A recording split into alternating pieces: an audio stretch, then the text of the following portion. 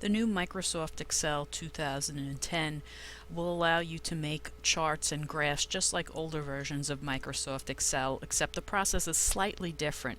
So you can see on my spreadsheet here I have some data that I want to chart. So the first thing we're going to do is highlight the data so Excel knows what exactly it is we're going to chart. So I'm going to highlight and drag all the content in my cells. Be careful not to drag beyond any of the data. If you have any blank cells that are highlighted, then your graph won't look right.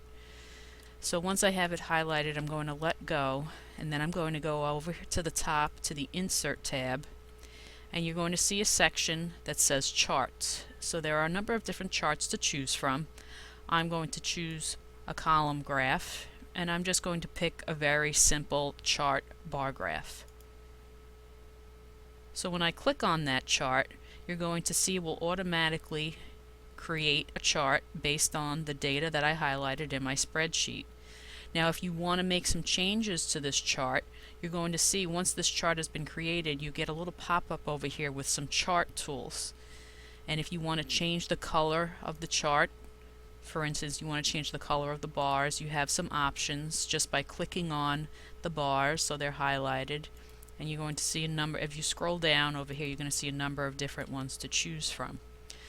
In addition, you can see that our chart by default doesn't have any axes or chart title. So you can choose some over here, some chart layouts, or you can manually insert axes and chart titles. If you scroll down, you'll sort of see a little preview of what your chart could possibly look like. So if I click on this one, you can see I'm going to get an area where I have a chart title and I have my axes, and I can actually change them to put whatever I want inside it just by clicking inside it. Sometimes you do have to double click in order to get a cursor, and then you can just type in whatever you want. And again, down at the bottom where it says the axes title, and you can enlarge it by using the little buttons on the edges. And then you can change this one as well. And typing sideways is a little awkward, but you get your cursor if you put your cursor inside there.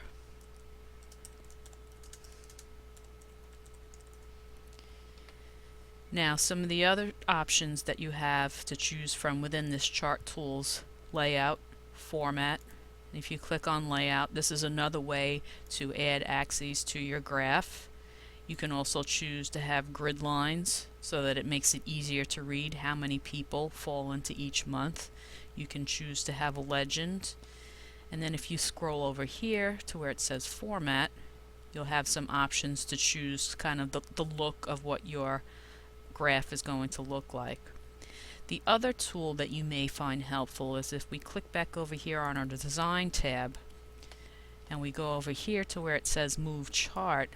What this allows you to do is to insert your chart onto its own page so that when you print your graph or your bar graph, your pie graph, whatever it is, it will take up a full 8.5 by 11 sheet of paper.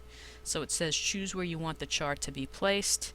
You could have it placed in a new sheet, and if we click OK, you can see it's now taking up its own sheet. So if we were to go to File, Print, you will see the print preview, and this is how my graph is going to print out on a full sheet of paper. So this is just one of the simple ways to create a chart or a graph based on data that you have in your spreadsheet.